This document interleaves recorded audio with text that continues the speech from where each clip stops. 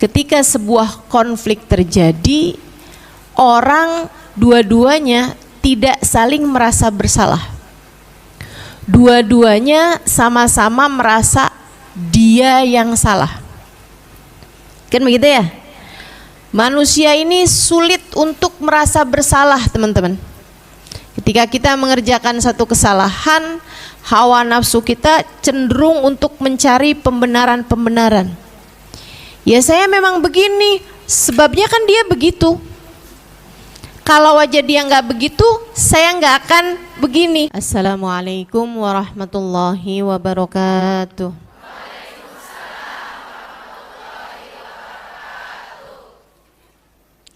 Alhamdulillah. Wassalatu wassalamu ala Rasulillah Muhammad ibn Abdillah wa ala alihi wa sahbihi wa man walah. Subhanaka la ilma lana illa ma 'allamtana innaka antal alimul hakim. Rabbi shrah li sadri wa yassir li amri wahlul 'uqdatan min lisani yafqahu qawli. Amma ba'du. Maafkan agar hatimu damai. Begitu ya tema kita pada pagi hari ini. Semoga ilmu yang akan kita dapat menjadi ilmu yang bermanfaat. Ilmu yang dapat mendekatkanmu kepada Allah. Itu maksudnya ilmu yang manfaat. Ilmu yang dapat mendekatkanmu kepada ridha Allah. Ilmu yang dapat mendekatkanmu kepada surganya Allah. Ilmu yang tidak bermanfaat sebaliknya. Meski terdengar sangat tinggi, meski terdengar sangat ilmiah, meskipun terdengar sangat melangit, gitu ya, tapi ilmunya hanya sampai di telinga kanan, keluar telinga kiri. Tak ada yang membekas di dalam hati, apalagi menjadi cahaya yang menuntunnya menuju surga. Ilmu yang seperti ini adalah ilmu yang tidak bermanfaat. Semoga Allah jauhkan kita dari ilmu yang tidak bermanfaat. Sesuatu hal yang dimintai perlindungan oleh Nabi besar Muhammad SAW. Kata Nabi Muhammad, Allahumma inni a'udzubika min ilmin la yanfa' wa du'ain la yusma' wa qalbin la yakhsha' wa ainin la tadma'. Allahumma inni a'udzubika min haula'il arba'. Kata Nabi Muhammad, ya Allah lindungkan aku, jauhkan aku dari ilmu yang tidak bermanfaat, dari doa yang tidak didengar, dari hati yang tidak bisa khusyuk merunduk kepadamu ya Allah, dan dari mata yang tidak mudah menangis. Ya Allah, aku berlindung kepadamu dari keempat hal tersebut. Jadi sesuatu yang dimintakan perlindungan oleh Nabi Muhammad artinya adalah sesuatu hal yang sangat buruk. Semoga Allah hindarkan kita dari keempat hal itu. Insya kita minta ilmu kita pada hari ini menjadi ilmu yang meskipun sedikit, menjadi ilmu yang meskipun tidak melangit, menjadi ilmu yang meskipun tidak tinggi, tidak ilmiah, sesuatu yang sederhana, akan tetapi kita minta kepada Allah, ilmu ini Allah jadikan sebagai cahaya. Kalau tidak cahaya pelita lah gitu, kecil nggak apa-apa, di hati bisa menerangi langkah kehidupan kita ke depan, sehingga menyinari hidup kita hingga mendekatkan kita kepada surga. Amin ya rabbal. Mendekatkan kita pada ridha Allah Subhanahu wa taala. Al-Fatihah biniyatin nafa' wal intifa' wal mudzakarah wat tadhkir ibtigha' mardatih wa qurbih wa thawabih wa husnil khatimah ma'al lutfi wal afiyah wa salahil akibah wa ila hadratin nabi. Al-Fatihah. Bismillahirrahmanirrahim. Saudaraku sekalian yang saya muliakan, Allah Subhanahu wa taala memerintahkan kita untuk senantiasa memaafkan kesalahan orang lain yang telah berbuat salah, berbuat zalim kepada kita.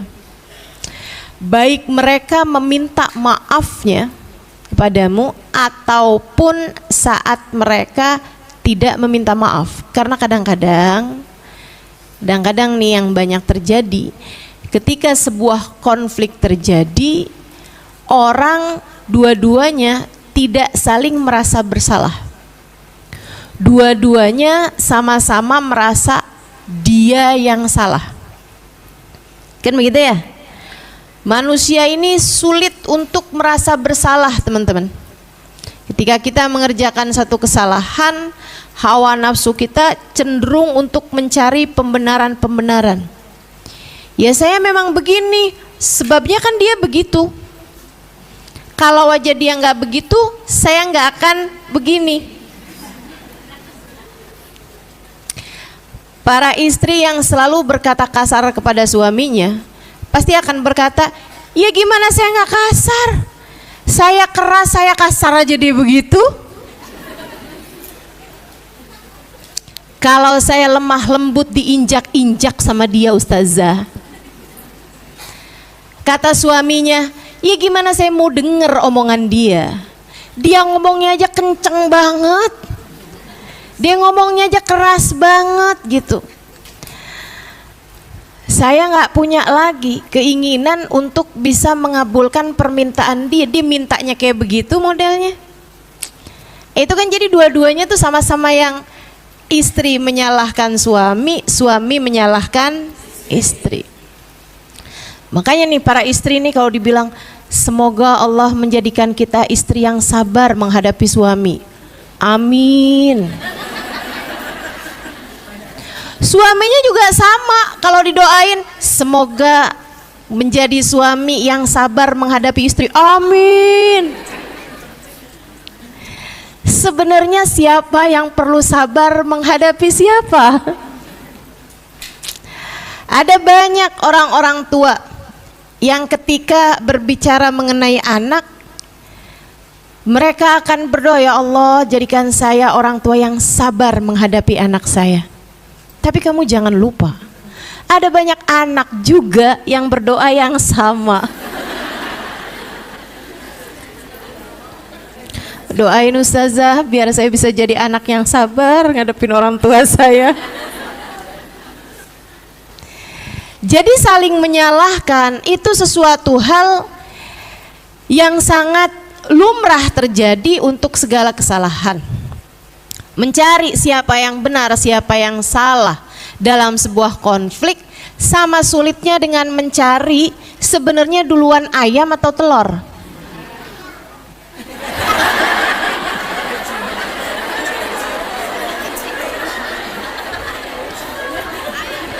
Tapi kan ayam dari telur, Dek.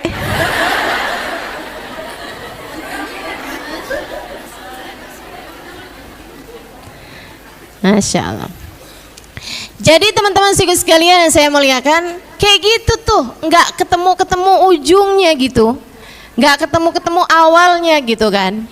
Untuk itulah yang kita perlukan itu bukan untuk mencari tahu siapa yang salah untuk kemudian dia meminta maaf dan orang tersebut memaafkan. Akan tetapi yang perlu kita lakukan adalah berlebar hati, berbesar hati, melapangkan hati untuk memaafkan kesalahan orang lain terhadap diri kita.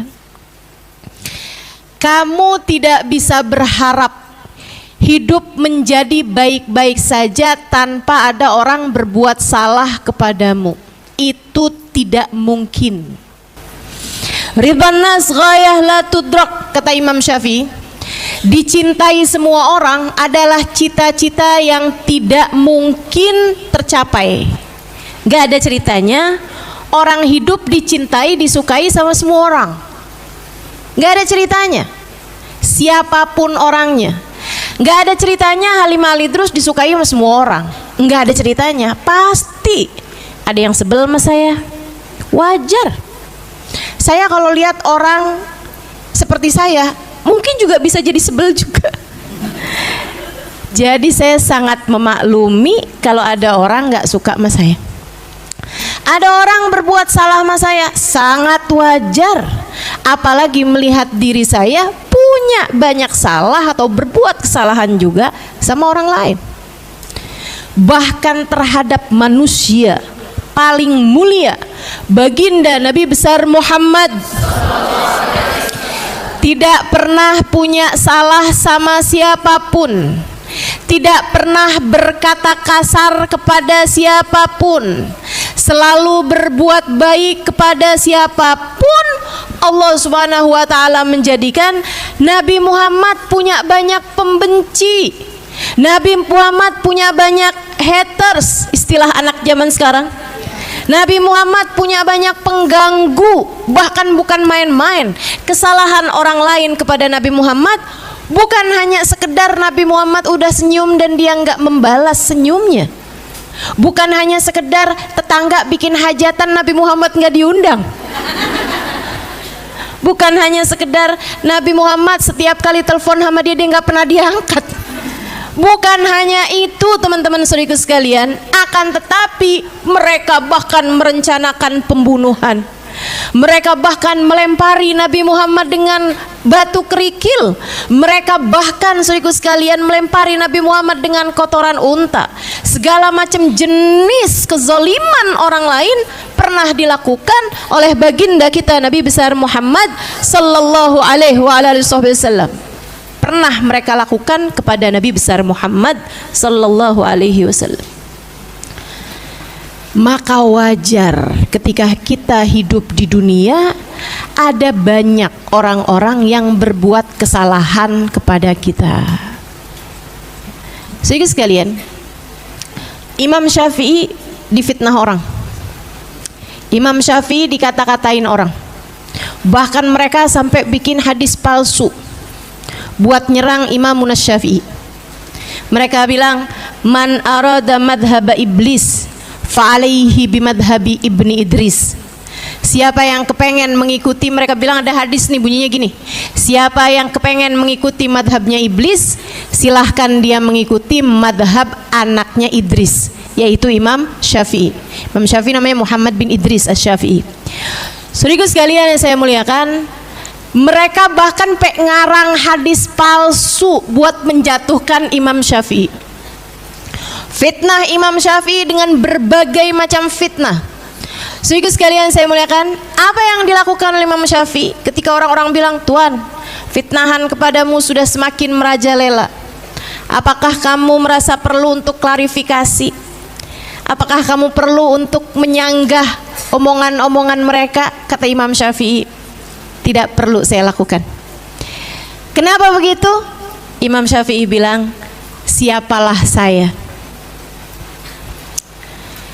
jika Sayyidina Hasan meninggal diracun orang, Sayyidina Husain meninggal dipenggal kepalanya, Sayyidina Umar meninggal dibunuh orang, Sayyidina Uthman dipenggal, dihunus, meninggal dunia, dihunus pedang dari belakang saat beliau sedang salat, Sayyidina Ali dibunuh seseorang ketika hendak berangkat salat subuh. Bahkan baginda Nabi besar Muhammad sallallahu alaihi wasallam dikata gila, dikatain tukang sihir, didustakan. Bahkan Allah subhanahu wa ta'ala, zat paling mulia, difitnah punya istri, difitnah punya anak. Katanya Imam Syafi'i, jika yang mulia semuanya mendapatkan fitnahan, semuanya mendapatkan kesalahan-kesalahan orang, semuanya diperlakukan dengan zalim oleh manusia dan tidak selamat dari kejahatan lisan manusia, siapa pula Syafi'i ini? Harus jadi siapa saya untuk bisa selamat dari kejahatan lisan manusia? Maka adalah kewajaran ketika ada yang tidak suka dengan kita. Sesuatu yang sangat normal ketika ada orang yang membenci kita, ketika ada yang berbuat kesalahan kepada kita.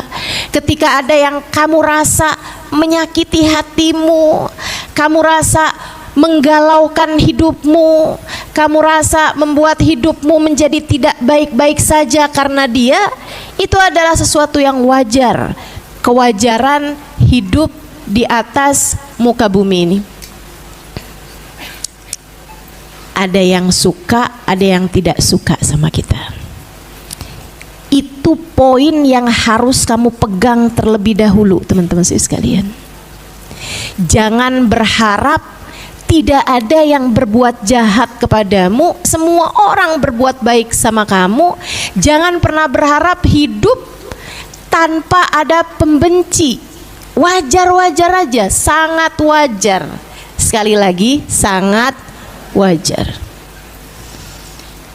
Ketika beberapa kawan mengadu kepada guru kami tentang sulitnya dakwah, tentang jalan dakwah yang tidak mudah, difitnah, tidak diberi jalan yang mudah, misalnya gitu, pada guru kami Hubabah Ummu Salim, beliau menjawab seperti ini: saya meminta kalian pulang ke Indonesia untuk berdakwah. Adalah sesuatu yang wajar ketika kalian berdakwah dengan segala ujian, cobaan dan tantangannya masing-masing. Saya malah justru akan heran kalau kalian mengatakan bahwa dakwah tidak ada ujiannya. Saya malah akan tidak percaya kalau kalian berdakwah semuanya mudah. Sebab jalan Allah itu menuju surga, dan surga, kata Nabi Muhammad, dikelilingi dengan hal-hal yang tidak menyenangkan. Wajar kalau kalian dakwah ada yang benci. Gak apa-apa aja, biasa aja. Jadi kalau kamu pernah dengar-dengar fitnahan tentang saya misalnya gitu, ya gak apa-apa, biasa aja, gak apa-apa. Saya anggap sebagai media promosi. Saya aja pernah iseng buka di search-nya Google. Kayak ada tuh mesin pencarian Google itu ya, saya buka Ustazah Halimah Alidrus, ada macam-macam tuh. Paling atas Ustazah Halimah Alidrus foto. Kayaknya orang penasaran semua fotonya kayak apa sih ini orang gitu ya. Kayak suaranya kedengaran kemana-mana, tapi orangnya cuman kelihatan foto bangkunya doang. Sehingga sekalian, abis itu di bawahnya lagi nih, Ustazah Halimah Alidrus kajian, Ustazah Halimah Alidrus buku. Ada nih, Ustazah Halimah Alidrus suami. Penasaran suami saya kayak apaan? Oke, wajar. Saya baca lagi bawahnya, ada lagi nih. Ada sesudah Ustazah Halimah Alidrus jadwal gitu ya. Di bawahnya gini, Ustazah Halimah Alidrus meninggal. Ya, alhamdulillah. Sesudah saya bangkit dari kematian,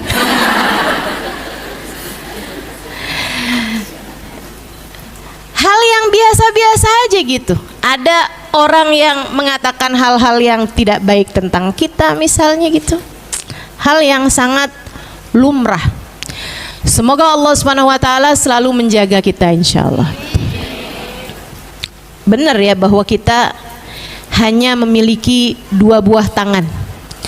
Tak akan cukup untuk bisa menutup mulut semua orang. Satu-satunya hal yang bisa kita lakukan dengan kedua tangan kita adalah menutup telinga dari apa yang mereka sampaikan, menajamkan mata untuk bisa melihat langkah kita ke depan, sehingga kita mantap terus berjalan menuju surga Allah Subhanahu wa ta'ala. Hal yang bisa kita lakukan adalah melapangkan hati untuk bisa memaafkan kesalahan semua orang, seperti yang dilakukan oleh baginda kita Nabi besar Muhammad sallallahu alaihi wasallam, dan orang-orang mulia telah mencontohkannya kepada kita sekalian. Maafkan kesalahan siapapun yang berbuat salah kepadamu, agar hatimu damai. Kenapa kita perlu memaafkan kesalahan orang? Nih, yuk kita bahas satu-satu. Karena masalahnya kalau orangnya itu orang jauh yang di sana-sana, kita kadang nggak terlalu peduli ketika dia berbuat kesalahan yang kadang menyakitkan hati dan membuat kita baper, terbawa perasaan kita kalau kesalahan itu dilakukan oleh orang yang kita cintai. Karena memang saudara sekalian, cinta itu punya dua mata pedang. Ketika kita mencintai seseorang, kita akan mudah merasa berbahagia karena dia, atau kita pun juga mudah untuk merasa sakit hati dengan apa kesalahan yang dia lakukan. Bukan gitu? Kesalahan dilakukan oleh orang lain, kita bisa yang kayak bodoh amat lah. Tapi kalau yang nyakitin itu adalah saudara kita, suami kita, anak kita, misalnya gitu. Misalnya mertua, ipar, gitu kan, abang, adik gitu. Itu akan jauh lebih mudah untuk merobohkan pertahanan hati kita. Nah, ini yang kita perlu ilmunya nih untuk bisa memaafkan kesalahan orang, baik orang yang kita dekat dengannya ataupun orang yang kita jauh darinya. Kenapa kita perlu memaafkan kesalahan orang lain kepada kita? Yang pertama, agar mulus jalanmu menuju surga. Agar mulus jalanmu menuju surga. Kenapa gitu? Karena Allah menceritakan orang-orang surga adalah orang yang memaafkan kesalahan orang lain. A'udzu billahi minasyaitonir rajim. Wasari'u ila maghfiratin min rabbikum wa jannatin arduhas samawati wal ard u'iddat lil muttaqin. Di surat Ali Imran ayat 133. Alladzina yunfikuna fis sarra'i wad dharra wal kadhiminal ghaidha wal 'afina 'anil nas wallahu yuhibbul muhsinin. Kata Allah Subhanahu wa taala, wasari'u ila maghfiratin min rabbikum, bersegeralah kalian menuju ampunan Allah, bergegaslah kalian menuju ampunan Allah Subhanahu wa taala, wa jannatin, dan menuju kepada surga. Lari, buruan. Kemana ya Allah? Ke surga. Lari, buruan. Kejar. Apa ya Allah? Ampunan dariku. Kita diminta sama Allah untuk bergegas.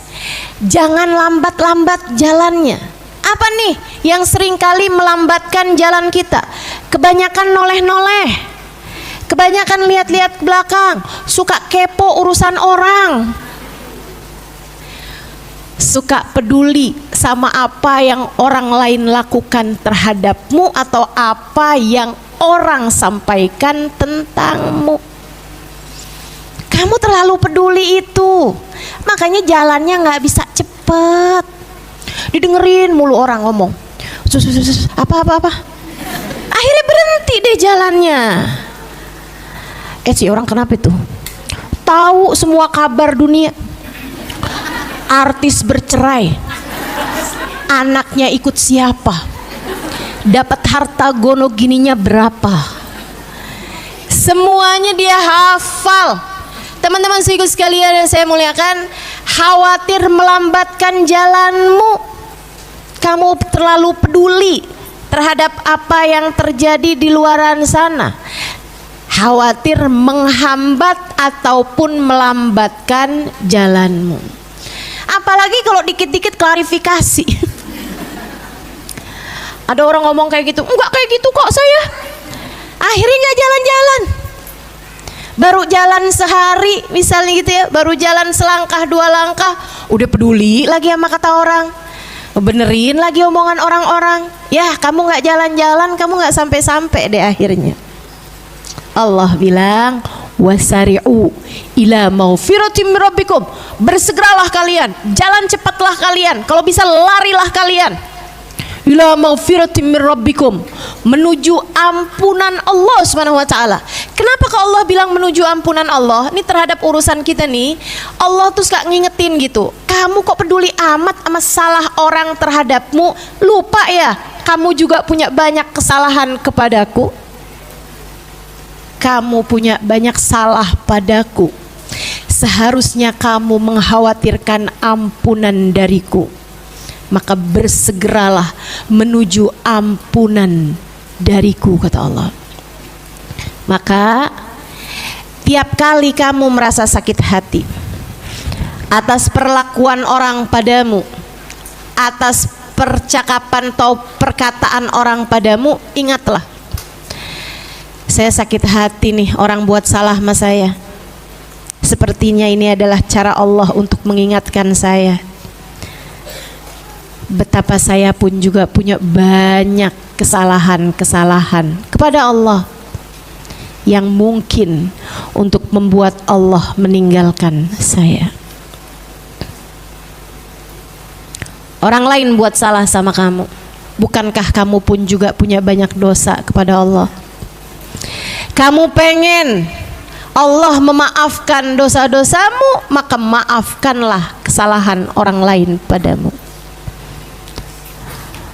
Karena memang man afa'u fi, siapa yang memaafkan dia akan dimaafkan. Man la yarham la yurham, kata Nabi. Siapa yang nggak bisa sayang sama orang, nggak bisa kesian sama orang, nggak bisa maafin kesalahan orang, la yurham, dia pun juga nggak akan disayang sama Allah. Dia pun juga nggak akan dimaafkan oleh Allah Subhanahu wa ta'ala. Dia nggak akan dikasihanin sama Allah Subhanahu wa ta'ala. Kama tadin tudan, sebagaimana kamu berbuat, seperti itu pula lah kamu akan dibalas. Wasari'u ila maghfiratin, bersegeralah kalian menuju ampunan dariku, kata Allah. Wa jannatin, bersegeralah kalian menuju surgaku. Waktumu nggak keburu, waktu hidupmu nih nggak banyak. Umur kalian ma baina sittin wa sab'in, umur kalian tuh antara 60-70 tahun. Kebanyakan orang, rata-rata orang meninggal dunia di kisaran umur umat Nabi Muhammad antara 60 sampai ke 70 tahun. Wa qalil man yujawiz 80, sedikit kata Nabi Muhammad yang umurnya bisa lewat 80 tahun. Orang kalau udah di atas 80 tahun, kalau sakit, orang udah doainya husnul khotimah aja. Betul nggak? Orang tuh kalau udah umur 80 tahun, maaf nek, maaf, kagak punya teman sebaya. Teman sebayanya udah pada meninggal semua. Ya kan begitu? Masya Allah. Temenannya udah sama cucunya gitu. Umur kita nih pendek, teman-teman saudaraku sekalian. Sementara surga itu kekal, persyaratannya itu banyak, kriterianya itu banyak. Karenanya bersegeralah, kata Allah, menuju surga. Udah nggak usah pusing-pusing mikirin orang lain bikin begini, orang itu bikin begini, si ini bikin begitu, si ini bikin begini. Udahlah. Kamu fokus aja sama perjalanan kamu sendiri. Buruan, cepetan jalan menuju surgaku. Arduhas samawati wal ard, luasnya seluas 7 lapis langit dan seluas bumi. Allah kasih tahu nih, maksudnya gini loh. Kamu aja misalnya dibilangin ada rumah luas, kamu mau nabung, kamu mau susah-susah buat kebeli rumah bagus itu. Kamu mau susah-susah, kamu mau berjerih payah sampai lembur-lembur kerja, segala apapun kamu lakukan untuk bisa kebeli mobil yang lebih gede misalnya gitu, tanah yang lebih luas misalnya, rumah yang lebih bagus. Karenanya Allah SWT bilang, tenang, usaha kamu, perjalanan kamu, andai kamu menjadikan seluruh hidupmu untuk mengejar ini, worth it, pantas. sebab surgaku, kata Allah, lebih luas daripada 7 lapis langit dan bumi. U'iddat lil muttaqin. Surgaku ini, kata Allah, aku persiapkan untuk hamba-hambaku yang bertakwa. Siapa sih ya Allah yang bertakwa ini? Yang sholatnya paling banyak, yang jilbabnya paling lebar, yang kayak gimana ya Allah yang bertakwa? Alladzina yunfikuna fis sarra'i wad dharra. Orang-orang yang bisa mengeluarkan hartanya saat dia sedang dalam keadaan mudah, saat dia sedang dalam keadaan kaya, wad dharra, bahkan saat dia dalam keadaan miskin. Bukan main-main kriteria surga. Allah nggak bilang surga ini aku peruntukkan buat orang yang di saat dia punya harta yang banyak dia bisa sedekah. Oh enggak gitu. Di saat dia sedang dalam keadaan susah dia menerima sedekah. Bukan, kata Allah, surgaku jauh lebih tinggi daripada itu. Gimana surgamu ya Allah? Boleh yang punya anak kecil yang rewel boleh keluar, boleh diajak keluar, kakak, mohon maaf. Tuh kan ngomongnya udah salah-salah tuh. Konsentrasi saya mudah terganggu dengan suara-suara lain.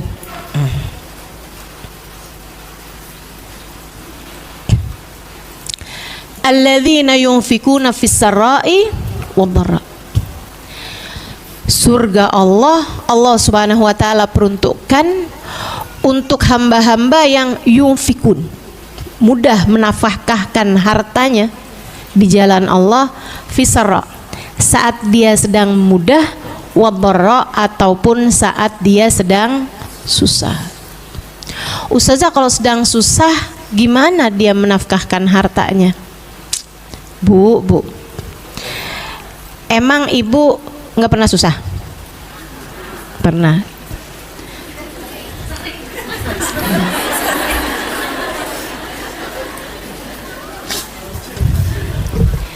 Di saat kamu sedang susah, ini saya tanya, susah secara materi ya, susah kamu itu susah yang benar-benar nggak punya duit sama sekali atau punya duit tapi sedikit? Yakin nggak punya duit sama sekali, nggak punya duit barang 10.000 sekalipun? Yakin? Enggak kan? Punya duit tapi sedikit. Ini saya tanya, di saat kamu bilang saya susah, gitu ya, apakah sampai di tingkatan kamu makan nggak ada yang bisa kamu makan dan nggak punya duit buat beli makanannya? Sampai kamu harus mengganjal perutmu karena lapar? Pernah begitu? Maka hati-hati sama ucapan saya sering susah ustazah. Jangan-jangan nih yang sering bukan susahnya, tapi yang sering kurang syukurnya. Saudara sekalian, kenapa Allah bilang fisarra'i wad-dharra? Dalam keadaan mudah ataupun susah dia bisa mengeluarkan hartanya, karena orang mukmin ini teman-teman saya sekalian, Allah tuh bilang, Allah tuh seolah menyampaikan gitu bahwasanya sesusah-susah apapun kamu sebenarnya kamu masih punya sedikit dan bisa dibagikan kepada orang lain. Itu jauh lebih indah daripada yang punya banyak dan memberikan sebagiannya kepada orang lain. Dulu ada Uwais Al-Qarni, miskin papa. Dia bekerja sebagai penggembala kambing. Saudara sekalian, dengan 2 dirham, kayak semacam 20.000 gitulah upahnya tiap hari. Yang 2 danik ya, 2 pecahan kecil gitu tiap harinya. Nah itu satu danik dia pakai kayak 10.000-nya dia pakai buat makannya dia besok hari.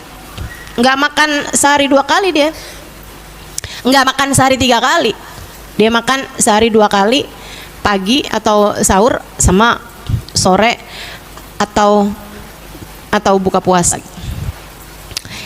Nah itu teman-teman sekalian, dia pakai satu danik buat itu, satu daniknya lagi dia pakai buat sedekah. Sampai di akhir hidupnya, kayak udah umur-umuran 30-an tahun gitu, dia memutuskan untuk berhenti jadi penggembala kambing. Dia memutuskan untuk makan dari yang dia dapati, sehingga terkadang dia mencari-cari makanan di gundukan sampah. Ini seorang waliullah ya, saya ingatkan, seorang kekasih Allah Subhanahu wa taala, yang bahkan Nabi Muhammad menceritakan bahwa di akhirat nanti Uwais Al-Qarni akan memberi syafaat kepada umat Islam. Sehingga sekalian nih Uwais Al-Qarni nih yang seperti itu keadaannya, nyari makanan di tempat sampah, kurang miskin apa? Gak ada saya rasa di antara kita yang mencapai kemiskinan seperti Uwais Al-Qarni. Segitunya, kalau dia dapati tempat sampah tuh ada buah yang masih bagus gitu, misalnya ada buah jeruk gitu ya, belum ada apa-apa ya kan. Kadang-kadang orang kaya nih kan kalau habis selesai makan udah langsung aja gitu, main iket aja ininya, suprahnya tuh bekas makanannya, udah langsung main buang aja gitu. Nah itu kadang Uwais mendapati gitu, ada buah yang masih bagus gitu, belum digigit sama sekali gitu kan, belum rusak sama sekali gitu. Itu sama Uwais diambil, dibersihkan, dia sedekahkan kepada orang lain. Dia sedekahkan kepada yang lain. Sedikit sekalian saya muliakan, sembari bersama dengan itu, setiap malam dia berdoa, ya Allah, apabila ada hambamu yang malam ini tertidur malam dalam keadaan perutnya lapar, maafkan Uwais ya Allah, Uwais tidak dapat memberikan padanya sesuatu. Masih takut bahwa beliau kurang dermawan, masih takut bahwa dia akan dihisab Allah atas kesulitan orang lain. Makanya saudaraku sekalian saya muliakan, Allah tuh ngasih kriterianya surga bukan orang yang bisa memberi di saat dia mudah, akan tapi bahkan sarra, saat dia bukan hanya sarra tapi juga saat dia dharra, saat dia sedang dalam keadaan darurat, dalam keadaan susah. Karena sesusah-susahnya kita tuh sebenarnya masih bisa ngasih kepada orang lain yang lebih susah daripada kita. Betul? Itu surga kriterianya. Habis itu siapa lagi ya Allah? Wal kadhiminal ghaidha, ahli-ahli surgaku kata Allah, orang yang bahkan saat miskin pun dia bisa memberi kepada orang lain, apalagi saat dia kaya. Kemudian lagi kadhiminal ghaidh, orang-orang yang mampu menahan emosi, enggak marahan, enggak gampangan tersinggung, bukan sumbu-sumbu pendek. Ayo nih, yuk nih, kalau tujuanmu dalam hidup adalah menuju surga, kalau kamu ingin mulus saja perjalananmu menuju surga, kusampaikan padamu bahwa kriteria calon penghuni surga adalah orang yang tidak mudah tersinggung, orang yang lebih mudah mengontrol, mengawal hawa nafsunya, orang yang mudah untuk mampu mengendalikan hawa nafsunya. Saat lagi marah tuh kelihatan nilai takwa seseorang. Takwa orang tuh kelihatan bukan hanya di saat kaya dia dermawan, akan tetapi bahkan saat miskin dia tetap dermawan. Takwa orang kelihatan saat ada orang lain yang berbuat salah, ada orang lain yang berbuat keji, ada orang lain yang tidak memberikan haknya kepada dirinya, ada orang lain yang memperlakukan dia dengan tidak semestinya, bagaimana emosinya. Jadi sekalian, hamba-hamba bertakwa di sisi Allah Subhanahu wa taala enggak gampangan tersinggung. hatinya luas, hatinya lapang, mudah memaklumi tindakan dari siapapun. Seorang ulama di jalan dikatain orang, maaf nih ya, dasar anjing loh. Maaf nih ya, saya sampaikan ini. Ulama tersebut tuh, syekh tersebut begitu dengar itu, beliau tersenyum, angkat tangannya bilang amin. Lah, kok kamu gitu sih? Kok kamu malah bilang amin? Saya ini lagi ngata-ngatain kamu tahu. Kata si orang tadi itu. Dia bilang, terserah kamu, itu kan hak kamu. Kamu punya hak untuk berbicara, saya juga punya hak untuk menerima pembicaraan kamu. Kamu menyebutkannya sebagai cacian, saya mendengarnya sebagai sebuah pujian. Kenapa gitu, Syekh? Karena saya tidak pernah melihat ada binatang lebih dicintai oleh majikannya daripada anjing. Saya berharap menjadi makhluk yang dicintai Tuhan saya seperti mana anjing dicintai oleh majikannya. Bagaimana menurutmu? Wal kadhiminal ghaidh. Nah, hamba-hamba tercinta di sisi Allah Subhanahu wa taala, para ahli-ahli takwa, calon-calon penghuni surga, mereka mampu mengawal emosinya, mereka mampu mengendalikan emosinya, menjadikan semua yang mereka dengar sebagai sesuatu hal yang indah daripada berpikir sesuatu hal yang buruk bagi dirinya. Keren. Sayyidina Al-Imam Ali Zainal Abidin Ibn Husain bin Fatimah bintun Nabi sallallahu alaihi wasallam, cicitnya Nabi besar Muhammad alaihi wasallam. Satu waktu ada seseorang, adik sekalian, pedagang dari luar Madinah, nyampe di Madinah, dia tidur di dalam masjid. Sambil uangnya tuh, dia punya kantong uang, ditaruh di samping dia tuh. Dia pikir habis saya sholat nih, saya sholat duhur gitu ya, dia masuk tuh udah sepi, masjid tuh sepi, gak ada siapapun, cuma ada satu orang, yaitu Sayyidina Ali Zainal Abidin lagi sholat di masjid tersebut. Cicitnya Nabi besar Muhammad sallallahu alaihi wasallam, anaknya Sayyidina Husain yang adalah merupakan cucunya Nabi besar Muhammad sallallahu alaihi wasallam, lagi sholat di situ. Dia nih, si pedagang ini nih, habis selesai sholat duhur, dia tuh sebenarnya pengen jalan ke rumah temennya, sahabatnya itu ya, di kampung situ. Cuman dia berasa ngantuk banget, jadi dia pun tidur dengan uang hasil dagangannya tuh ditaruh begitu aja di samping dia. Waktunya nggak lama kemudian, temennya tuh ada yang masuk ke masjid tersebut. Si temennya dia nih, terus dia lihat, lah ini kan teman saya nih, tidur aja di masjid. Dan dilihatin ada duitnya di samping dia kan. Astagfirullah, nih orang sembarangan banget sih. Diambillah uangnya, disimpenin maksudnya dia gitu kan, dibawa pulang ke rumahnya. Si orang ini bangun beberapa menit kemudian, panik, duitnya nggak ada di sampingnya. Terus dia lihat masjid tetap sepi seperti tadi, yang ada adalah hanya orang yang sedang sholat di pojokan tadi itu. Sayyidina Ali Zainal Abidin, fix dia nih ngambil duit saya. Jadi ditungguin sampai lepas sholat. Habis selesai pas sholat, samperin sama dia, balikin dong duit saya. Duit apa ya pak? Ah, so pura-pura. Dari saya tidur tadi sampai saya bangun nih, nggak ada orang di masjid ini selain kamu. Jadi pasti yang ngambil duit saya adalah kamu. Balikin duit saya. Maaf pak, jangan buka-buka aib orang. Udahlah, ayolah balikin aja, nggak usah sok-sokan. Ada berapa ya pak duitnya pak? Yang dipikirkan Ali Zainal Abidin, nutup aib orang. Ini mungkin dia tidur, duitnya diambil sama orang. Yaudahlah, daripada dia ribut-ribut gitu, dia ribet-ribet, yaudah aja dah, duitnya isinya berapa ya pak? Pakai segala nanya, 10 juta.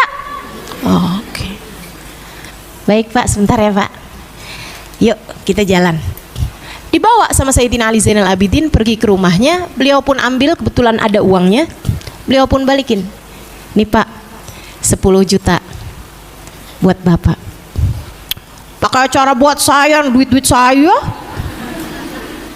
Dia pikir kalau nggak ngambil ngapain dibalikin, ya kan begitu. Kalau nggak nyuri ngapain dibalikin gitu. Udah dituduh nyuri, kalau memang enggak ngapain dibalikin kan gitu. Akhirnya dia pun pergi ke rumah temennya itu yang memang rencana dia kan. Begitu nyampe rumah temennya dibalikin tuh duit. Nih sembarangan aja kamu tidur di masjid, bawa duit segitu banyak. Hah?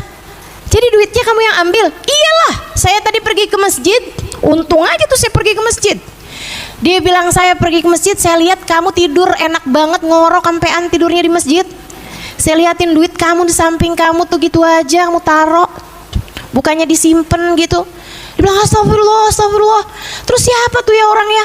Saya tuduh dia maling duit saya.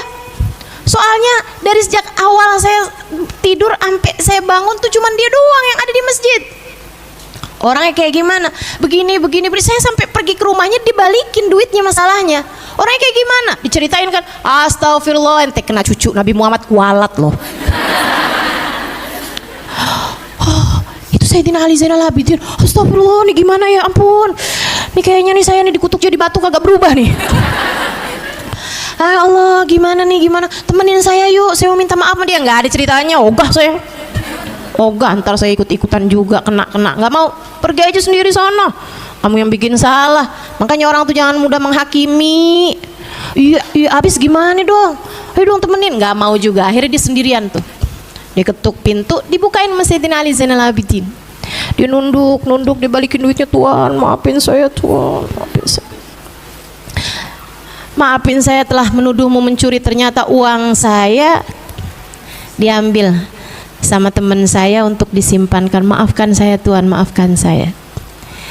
Sayyidina Ali hanya senyum aja, nggak juga kayak kita, makanya.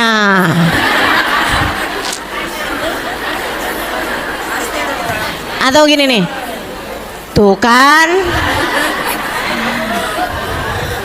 enak aja tuh, beliau senyum aja. Kemudian beliau bilang, nahnu qaumun idza nu'ti lam nastaridah. Kami adalah orang-orang yang kalau sudah memberi tidak akan pernah lagi kami ambil kembali. Ambillah itu hadiah untukmu dari kami. Masya Allah. Kemampuan mengendalikan emosi. Kemampuan mengendalikan emosi. Kenapa tuh Ustazah orang-orang itu bisa mengendalikan emosi gitu? Kasih Allah tuh kenapa kok keren-keren banget kemampuan dalam mengendalikan emosinya? Atau mungkin kamu akan bilang itu orang dulu, orang sekarang mah buru-buru. Nih ya, kamu tuh jangan karena kamunya nggak mampu mengendalikan emosi, kamu pikir orang seluruh dunia kayak kamu semua. Nggak gitu Kak, Dek, Bu. Ada banyak di atas muka bumi ini orang-orang baik laki-laki maupun perempuan yang mampu mengendalikan emosi mereka. Keren, nggak bisa terkalahkan. Mereka tuh, saya kalau lihat mereka, karena saya alhamdulillah Allah izinkan mata saya untuk memandang wajah-wajah mereka.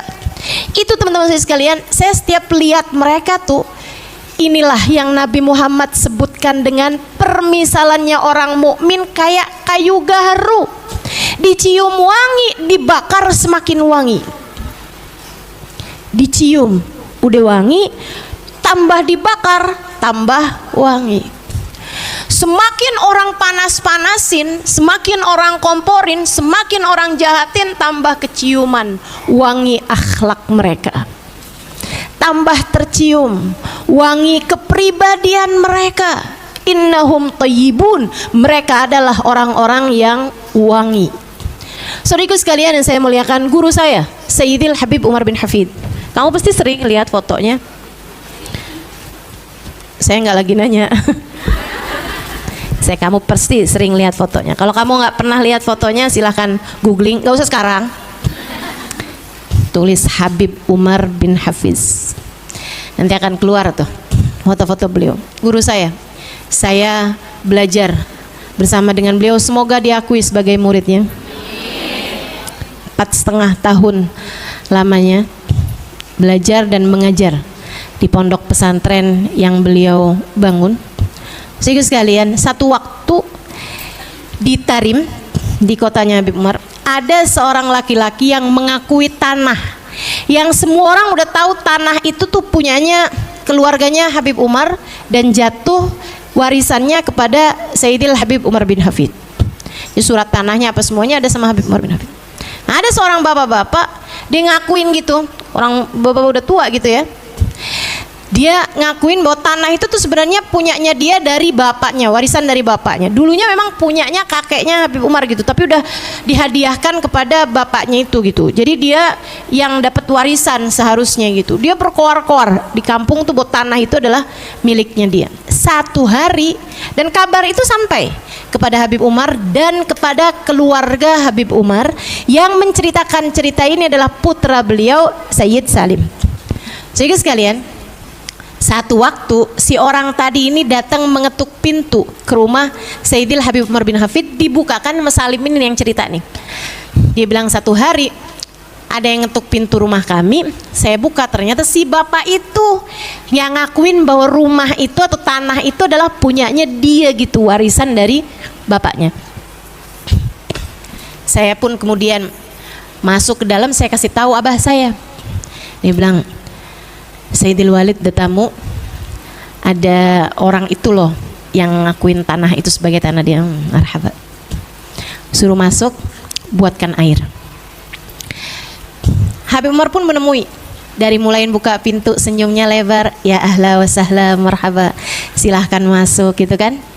Duduk, didengarkan sama Habib Umar, marhaba marhaba. Senyumnya nggak hilang. Nih ngadepin orang yang ngakuin tanah itu adalah miliknya, padahal suratnya sama Habib Umar, padahal semua orang tahu bahwa itu adalah milik keluarga mereka. Habib nemuinnya dengan senyum. Senyum tuh emosi tingkat, kemampuan mengendalikan emosi tingkat langit keberapa nih ya? Di saat kita kemampuan mengendalikan emosinya tingkat sumur. Mereka langit, kita bukan cuman bumi nih, tapi sumur, kayaknya malah tambang minyak nih kayaknya nih kita nih. Bawah banget ya. Senyum aja Habib Umar, marhaba, marhaba. Baik, baik. Habis itu beliau kemudian masuk, ya. Masuk keluar bawa surat tanah. Di saat Sayyid Salim yang cerita nih, putra beliau, mulai nyuguhin minuman, teh dan kue-kue kecil gitu kepada orang tersebut. Jadi Sayyid Salim dengerin tuh perbincangan ayahnya yang sudah bawa surat tanah itu kepada orang tadi ini. Salim pikir abahnya bakal nunjukin, tapi Pak, nih surat tanahnya ada nama saya di situ, nama bapak saya di situ, gitu kan? Sebagai warisan untuk keluarga kami. Dikirain mau kayak gitu. Dikirain mau yang kamu sebut sebagai klarifikasi.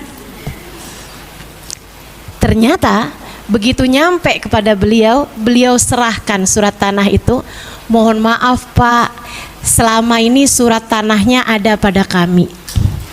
Jika ternyata tanah itu adalah milik keluargamu, milikmu dari ayahmu, maafkan kami, selama ini suratnya ada pada kami. Dan jika ternyata tanah itu sebenarnya adalah milik kami dari keluarga kami, maka dengan ini saya hadiahkan untukmu. Wal kadhiminal ghaidha, hamba-hamba yang mampu mengontrol emosi, kemampuan untuk yunfikuna fisarra'i wad-dharra, memberi kepada orang lain saat susah, saat senang, kemampuan untuk kadhiminal ghaidha, mengawal emosi, mengontrol emosi, wal afina anin nas, kriteria calon penghuni surga. Biar kita nih habis denger kayak begini nih mikir-mikir, adakah saya termasuk di antaranya? Kayaknya masih jauh kita untuk menjadi salah satu di antaranya. Wal afina anin nas, hamba-hamba bertakwa, calon penghuni surga yang Allah sebutkan di dalam ayat ini adalah orang-orang yang mampu mudah memaafkan kesalahan orang lain padanya. Maaf ini gampang. Maaf ini gampang.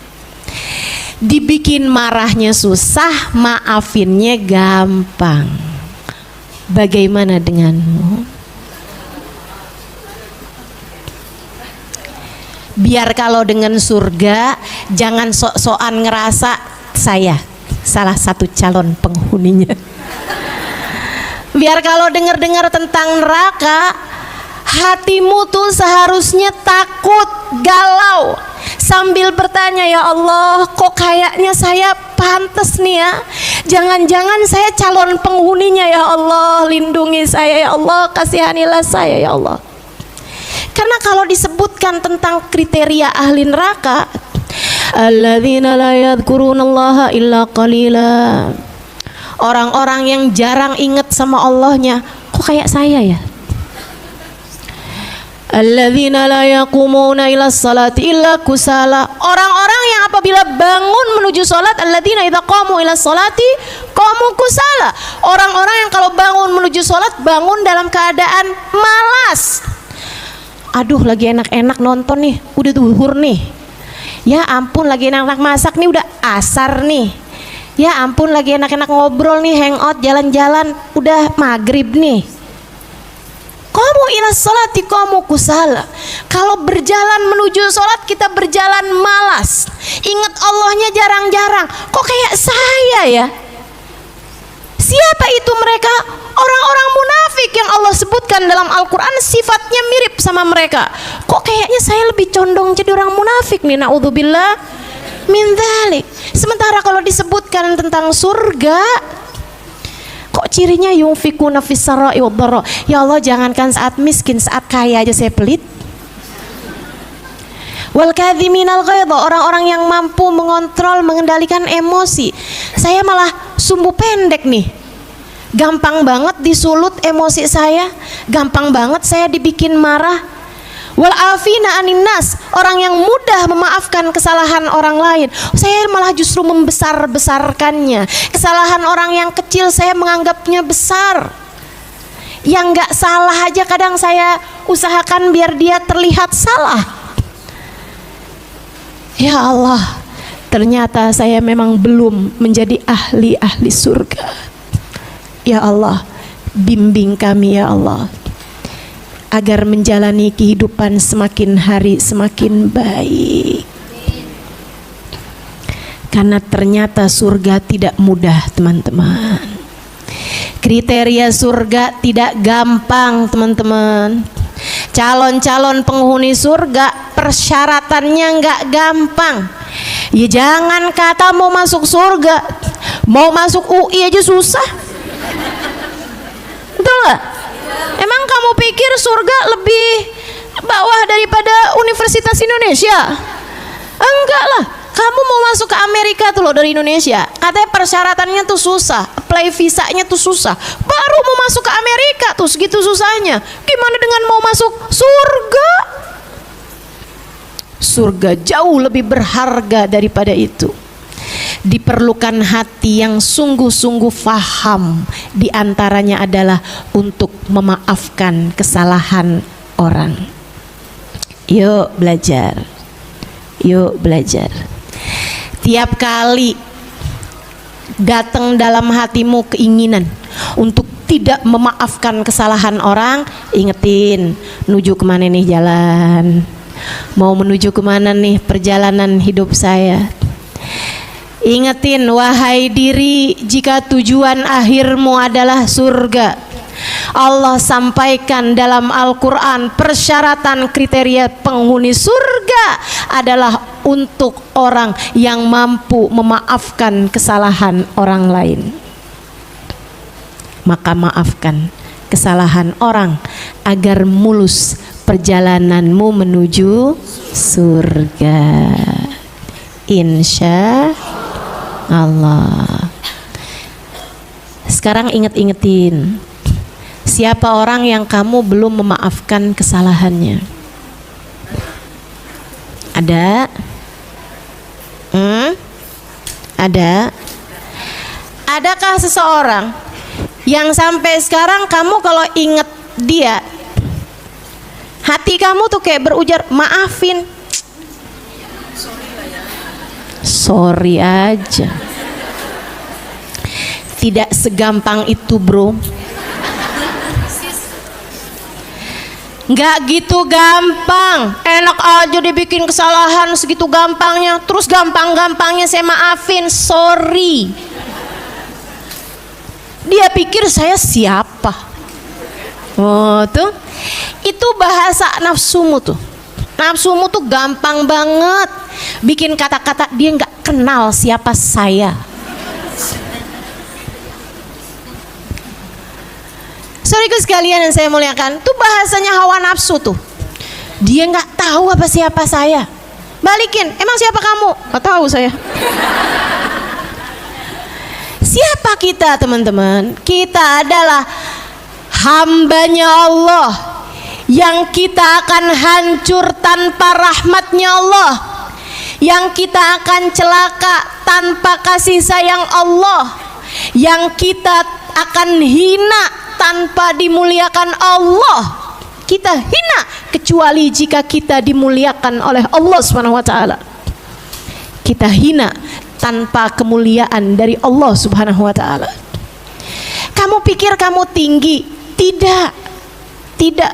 Kita semuanya adalah rendah kecuali jika ditinggikan oleh Allah Subhanahu wa taala. Maka setiap kali hatimu mengatakan bahwa saya tidak akan pernah memaafkannya, sampaikan kepada hatimu, wahai hati, kemana kamu harap kita akan kembali sesudah kematian kita nanti? Kamu pengen baliknya kemana? Surga? Jika memang surga sebagai harapanmu, sebagai tempat kembalimu, maafkan kesalahan orang. Sebab syarat, ketentuan, kriteria calon penghuni surga yang Allah sebutkan dalam Al-Quran, ayat Ali Imran, surat Ali Imran ayat 133, 134 yang tadi saya bacakan, surga diperuntukkan untuk orang-orang yang memenuhi persyaratan, diantaranya mampu memaafkan kesalahan orang lain. Jangan pernah diantaramu ada orang-orang yang gini nih, kalau ada orang bikin salah, kamu bilang begini, di dunia sih saya nggak akan tuntut, tar di akhirat. Ini yang ketawa berasa pernah nih. Yang nggak ketawa mikir, kok ustadznya tahu ya? Banyak tuh yang begitu tuh. Ntar saya akan tuntut dia di hadapan Allah. Saya akan berdirikan dia di hadapan Allah di akhirat nanti untuk saya pertanyakan tentang kesalahannya tersebut. Saya tanya padamu, kamu begitu yakinnya bisa memberdirikan dia di hadapan Allah? Kamu siapanya akhirat? Panitia? Sudah ada nih suratnya, kamu udah dikasih name tag sebagai panitia akhirat.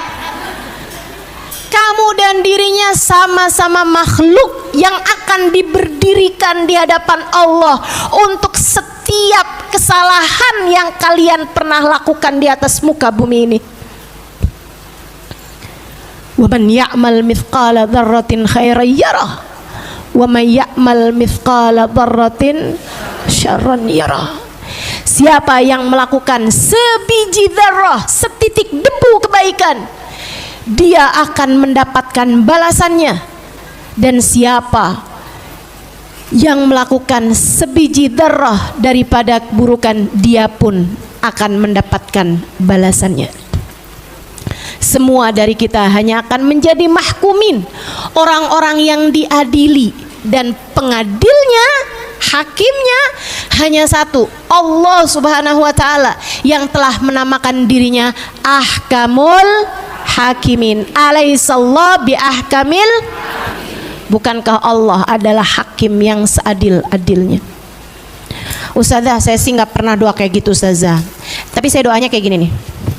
Ya Allah, bukankah kebaikan dan keburukan ada balasannya dari sejak di dunia dan di akhirat? Ya Allah, balaslah keburukannya kepadaku dengan keburukan yang jauh lebih buruk lagi. Saya doanya kayak gitu Ustazah. Boleh nggak kalau kayak gitu Ustazah doanya? Ada yang nyaut boleh katanya. Masya Allah. Teman-teman sekalian, kalau kamu percaya bahwasanya setiap kebaikan dan keburukan sudah akan dibalas Allah dunia sebelum di akhirat, tidakkah seharusnya kamu berpikir bahwa keburukan yang sekarang kamu terima adalah merupakan balasan Allah atas keburukanmu di masa yang lalu? Halo?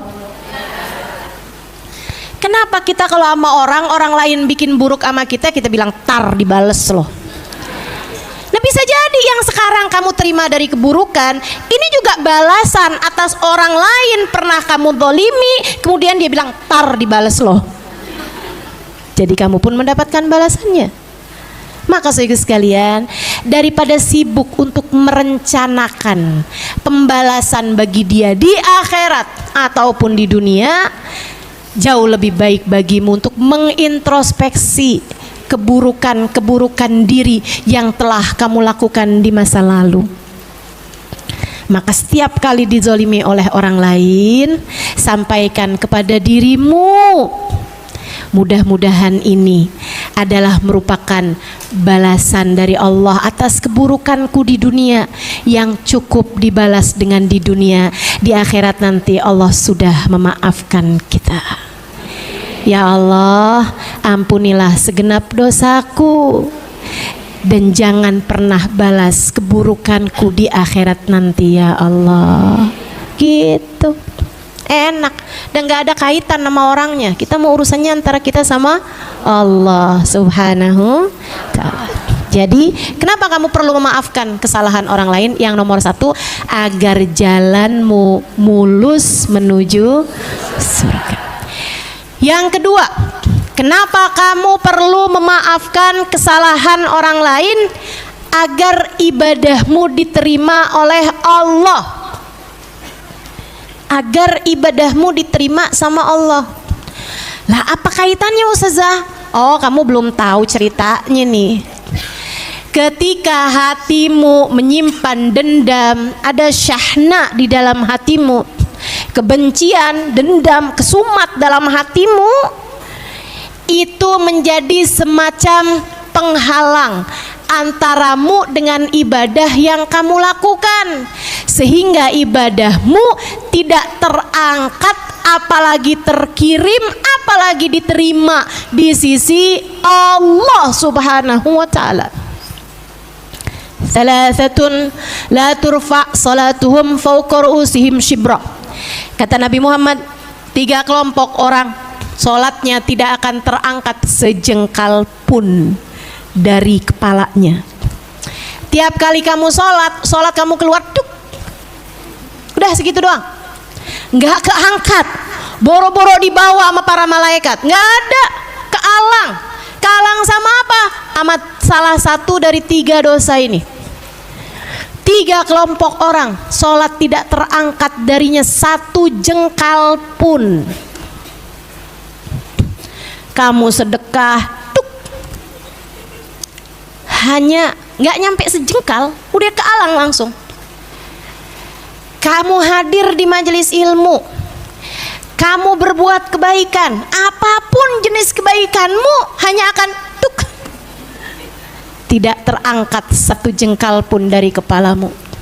Kamu pikir kamu udah berbuat banyak kebaikan, punya duha, punya tahajud, punya sedekah, punya hadir majelis taklim, punya nyumbang pengajian, nutup aurat rapi, akan tetapi ternyata semua kebaikan-kebaikan tersebut tidak ada yang terangkat darimu sehingga tidak terkirim kepada Allah, dan kalau tidak terkirim bagaimana mungkin akan diterima? Sementara yang kamu harapkan adalah balasan. Dibalas itu kan kalau udah keterima. Gimana keterima kalau terkirim aja enggak? Teman-teman, ini kita belajar dari WhatsApp atau pesan ya. Kalau kamu berharap WhatsApp kamu dibalas, itu kamu harus pastikan WhatsApp kamu diterima. Kalau diterima baru mungkin dibalas. Kalau kamu mau memastikan WhatsApp kamu itu diterima, harus sudah terkirim. Kalau terkirim aja enggak karena enggak punya pulsa atau enggak ada sinyalnya, gimana mau diterima? Kalau diterima aja enggak, gimana mau dibalas? Demikian pula dengan amal-amal kebaikanmu teman-teman. Mau mendapatkan balasan berupa surga, berupa pahala, berupa ampunan, berupa keberkahan dalam kehidupan, berupa kebaikan-kebaikan yang akan membuatmu kelak di hari akhirat dapat bersama dengan orang-orang soleh, orang-orang soleha. Itu kamu memastikan amal kebaikanmu tersebut itu terkirim, terangkat. Nah ini 3 kelompok orang kata Nabi Muhammad, enggak ada yang keangkat ibadahnya sejengkal sekalipun dari kepalanya. Imam zalim, pemimpin yang zalim, pemimpin yang tidak disukai rakyatnya karena kezalimannya. Makanya saran saya sih ibu-ibu nih, jangan ada yang nyalon dah. Kalau mau nyalon, cari aja yang khusus perempuan.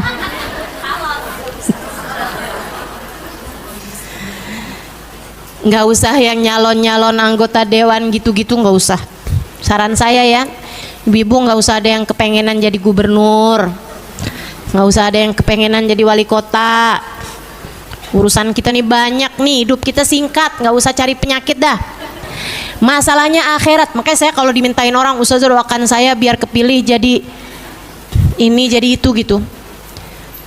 Teman-teman saya udah tahu aja nih salah nih minta doanya sama ustazah. Saya kalau kesian sama dia dan seringnya seperti itu, saya malah doa minta sama Allah, ya Allah jangan kepilih ya Allah. Kebayang gak sih jadi orang yang sholatnya ibadahnya gak keterima satu jengkal pun dari atas kepalanya? Nah itu kan nyari penyakit namanya. Pemimpin yang tidak disukai oleh rakyatnya, pemimpin yang zalim gitu. Kan khawatir aja ya kan, kita nih jadi manusia aja belum tentu bisa adil terhadap urusan-urusan kita. Ibu jadi ibu aja susah mau adil buat anak-anaknya, betul? Apalagi mau jadi seorang pemimpin gitu. Nah itu satu tuh, sholatnya nggak keangkat satu jengkal pun. Ustazah nih pemilu nanti 2024 gimana dong Ustazah? Ya udah aja, kita pilih yang menurut kita paling banyak membawa kemaslahatan buat umat Islam. Jangan nggak milih juga, kita punya hak untuk itu. Ya udah gitu, kita pilih salah satunya dari yang kita pikir akan banyak membawa kemaslahatan buat umat Islam. Ustazah pilih siapa? Ya kagak tahu saya. Calegnya aja belum jelas deh sekarang ya. Lagian itu kan urusan langsung bebas rahasia. Jadi jangan nanya sama saya, rahasia. Yang keduanya, imra'atun batat wa zawjuha 'alaiha sakhit. Repot juga nih.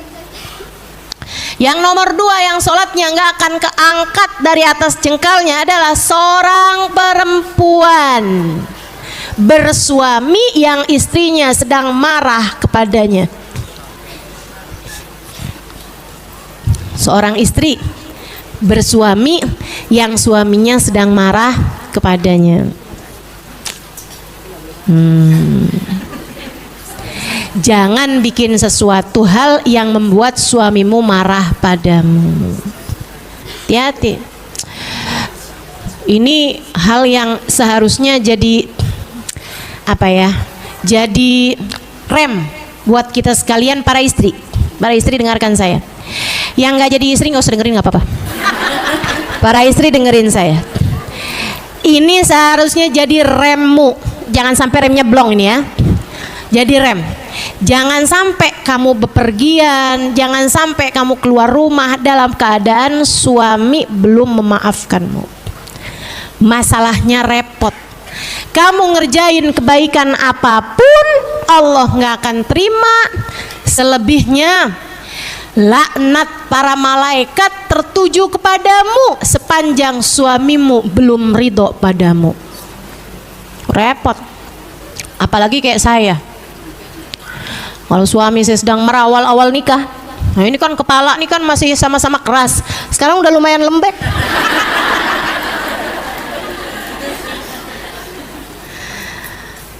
Kalau pagi-pagi udah ada hal-hal yang bikin konflik rumah tangga gitu, kemudian dia marah, saya juga marah. Habis itu dia akan keluar rumah, gitu ya. Habis itu saya keluar rumah juga, mau ngajar. Saya sepanjang jalan takut aja, ya Allah gimana nih. Saya ngajar boro-boro nih, yang mendengarkan bisa diterima, nih yang nyampein aja kagak diterima. Sinyalnya mati begini, gimana ceritanya nih.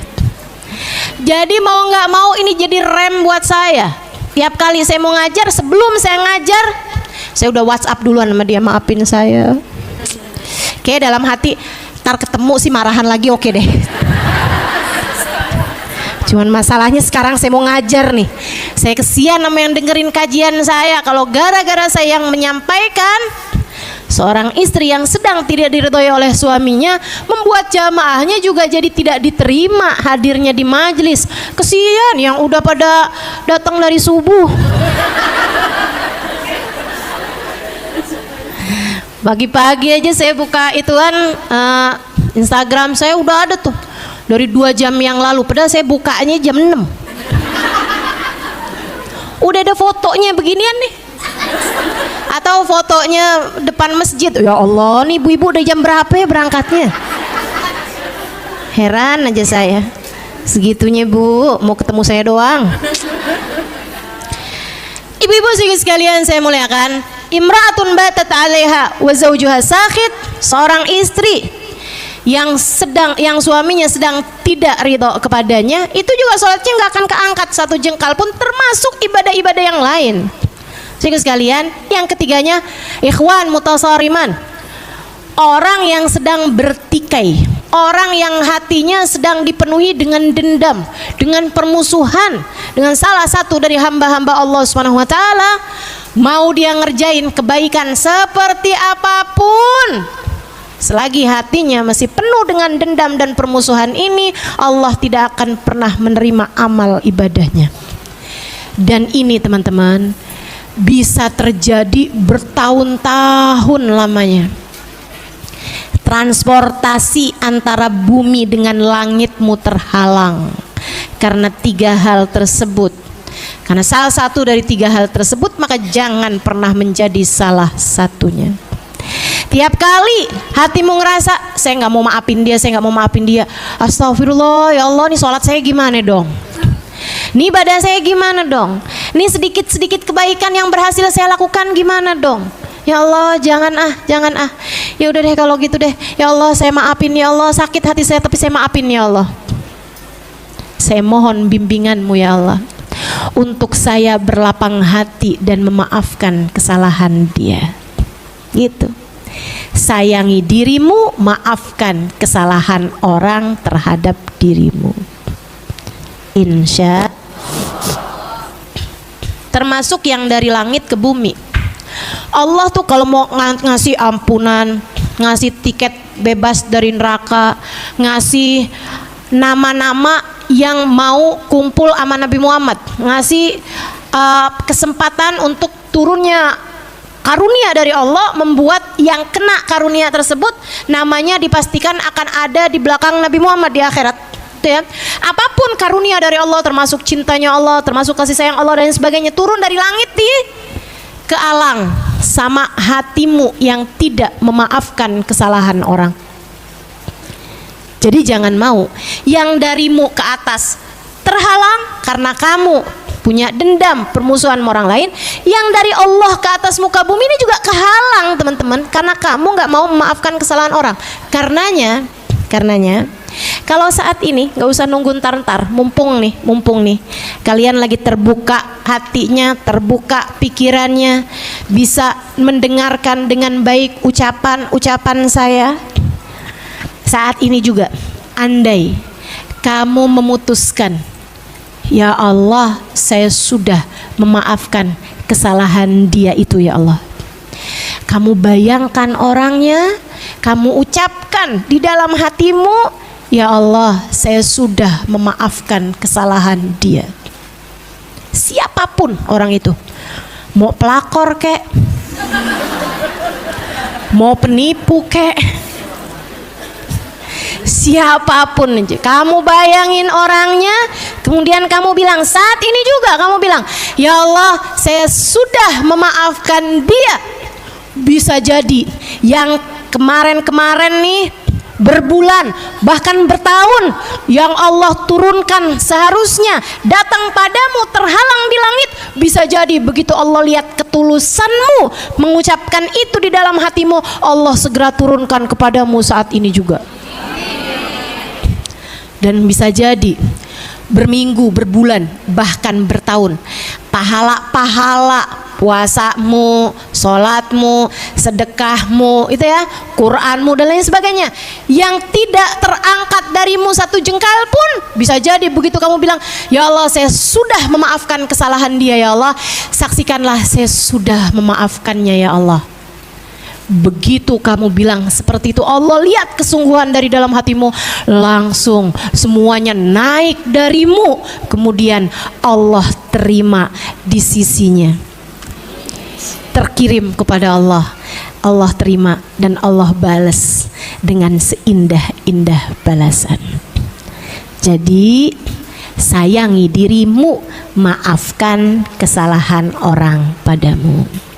Yang terakhir, saudara sekalian saya muliakan, kenapa kamu perlu memaafkan kesalahan orang padamu? Karena urusannya bukan antara kamu sama orang itu kok. Urusannya sejatinya antara kamu sama Allah.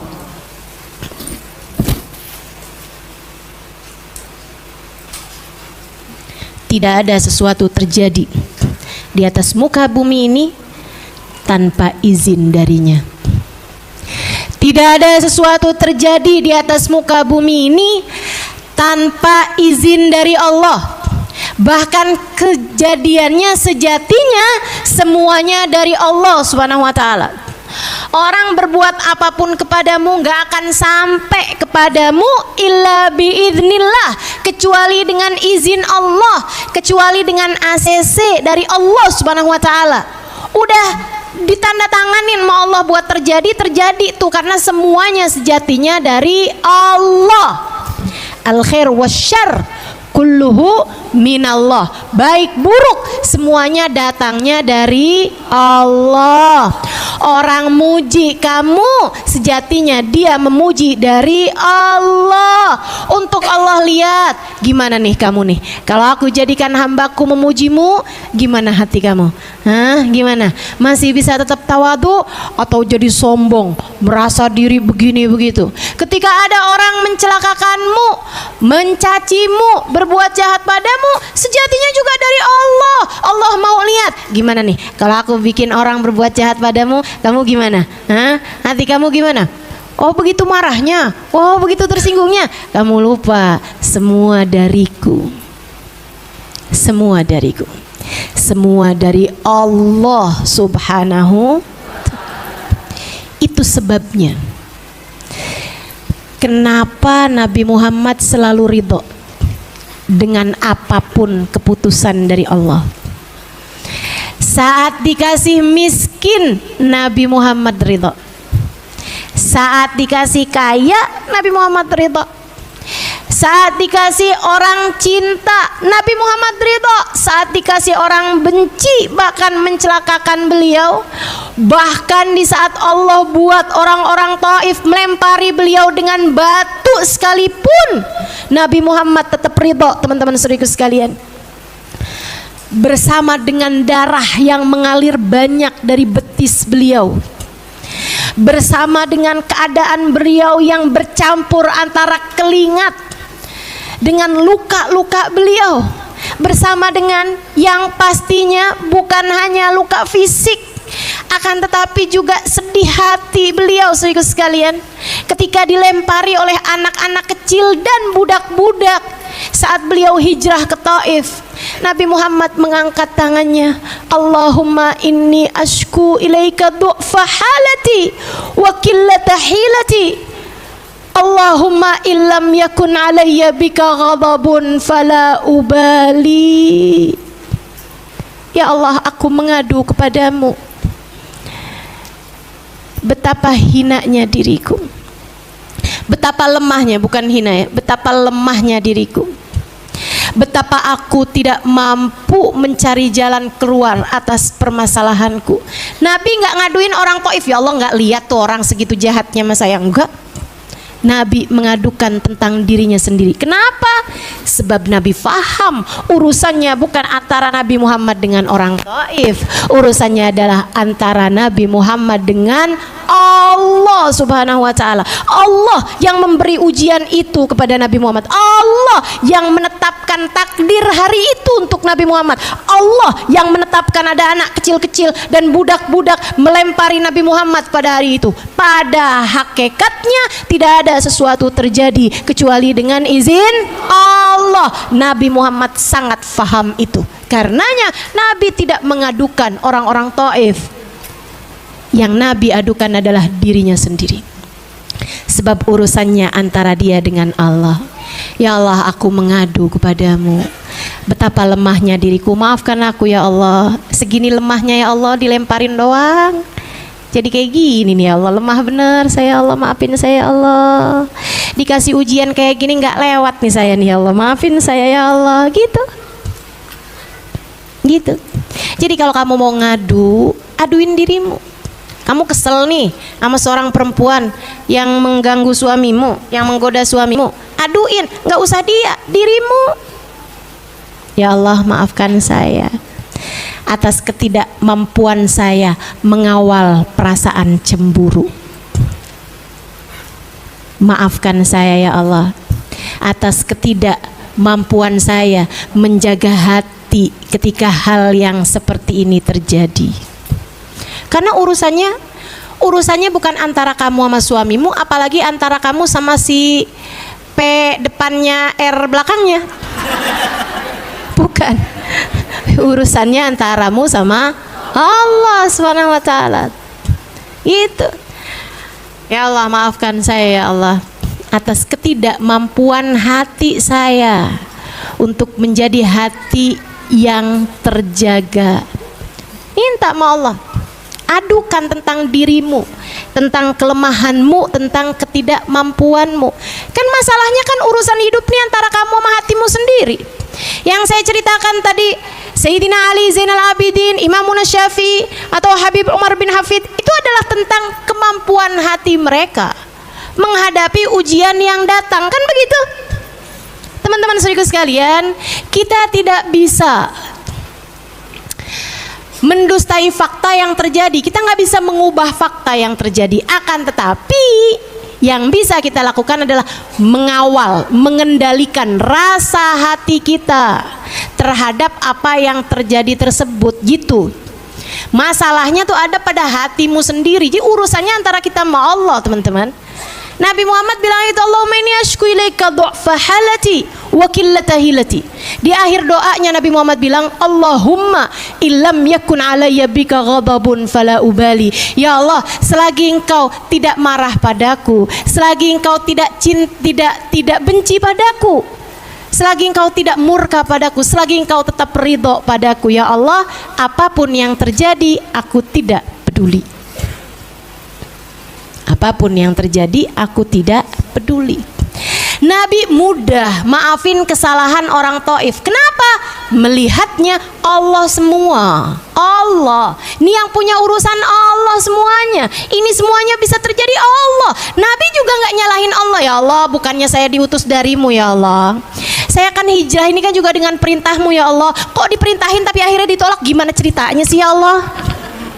Nggak ada kayak begitu. Nabi faham hidup ini adalah tempatnya ujian. Liyabluwakum ayyukum ahsanu amala. Allah mau lihat siapa di antara kita yang tetap bisa berbuat baik dalam segala keadaan, yang tetap bisa menjaga hati dalam segala keadaan. Teman-teman saudaraku sekalian, gak lama datang dua malaikat. Ya Rasulullah, izin, jika engkau izinkan kami akan hantam gunung dengan gunung, sehingga semua yang ada di tengah-tengah nih warga Taif semuanya hancur karena kegencet tanah gitu. Apa kata Nabi Muhammad SAW? La taf'alu, jangan wahai malaikat, jangan. Inilah arju an yakhruja min aslabihim dzurriyyatan ya'budunallah. Jangan berikan musibah apapun kepada mereka, jangan berikan hukuman apapun kepada mereka. Aku masih berharap, siapa tahu nanti dari mereka akan lahir orang-orang yang beriman, orang-orang soleh yang beriman kepada Allah Subhanahu wa taala dan Rasulnya, terhadap yang jahat kepadanya, yang udah melempari beliau dengan batu. Bukan hanya memaafkan, Nabi bahkan mendoakan mereka dapat keturunan yang soleh. Luar biasa bener kan Nabi kita Muhammad alaihissalam. Yuk kita belajar untuk itu. Jadi teman-teman, setiap kali hatimu gak bisa memaafkan, kamu bilangin, hati-hati, ini terjadi dengan izin Allah. Nih Allah mau lihat kita nih, kayak gimana kita ngadepin hari ini, kayak gimana kita ngadepin keadaan semacam ini. Wahai hati, dia hamba Allah, kamu hamba Allah, gitu kan? Sedikit sekalian, kalau kamu ngata-ngatain makanan, gitu ya, makanannya nggak bisa balas, nggak bisa apa-apa. Tapi yang sakit hati adalah yang bikin, yang punya makanan tersebut, betul? Kamu jangan pernah lupa, semua manusia di atas muka bumi ini adalah hamba-hambanya Allah, makhluknya Allah. Terhadap orang yang berbuat jahat seperti apapun kepadamu, ingatlah, mereka adalah hambanya Allah. Mereka hambanya Allah. Mereka sekali lagi hambanya Allah. Kalau kamu sampai jahat dibalas dengan jahat, telinga dibayar telinga, mata dibayar mata, teman-teman saudariku sekalian, bagaimana kamu berharap hubunganmu akan tetap manis dengan Allah Subhanahu wa taala penciptanya? Kita aja kalau kita punya anak nih, dijahatin sama orang lain, yang sakit hati anakmu aja, atau kamu ikutan sakit hati juga.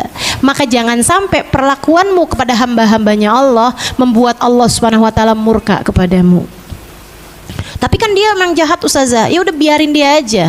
Kalau dia dijahatin sama Allah, itu kan urusan dia gitu. Tapi kamu jangan. Tetaplah baik kepada semua hamba-hambanya Allah, biar kamu dapat ridho dari pemiliknya, ridho dari Allah Subhanahu wa taala. Jadi maafkan siapapun yang pernah berbuat salah kepadamu, hatimu akan jauh lebih damai. Dengan mengingat ketiga hal tersebut teman-teman, agar perjalananmu mulus menuju surga, agar amal ibadahmu diterima Allah dan karunia yang Allah turunkan sampai kepadamu, kamu harus memaafkan kesalahan siapapun saja kepadamu. Dan yang ketiganya, agar Allah ridho padamu, sebab tidak ada sesuatu terjadi kecuali dengan izin Allah, dan semua manusia di atas muka bumi ini adalah hambanya Allah. Sekali lagi, mudah-mudahan ilmu ini tak hanya masuk telinga kananmu kemudian keluar dari telinga kirimu. Semoga ia menjadi ilmu yang masuk ke dalam dua telingamu, disimak baik-baik dengan pikiranmu, kemudian Allah turunkan sebagai cahaya di dalam hatimu, memandumu untuk melewati kehidupan di atas muka bumi ini dengan cara yang Allah Subhanahu wa taala ridhoi. Rabbana zalamna anfusana wa illam taghfir lana wa tarhamna lanakunanna minal khasirin. Rabbana atina fid dunya hasanah fil akhirati hasanah wa qina adzabannar bi fadli subhana rabbika rabbil izzati amma yasifun wa salamun alal mursalin walhamdulillahi rabbil alamin.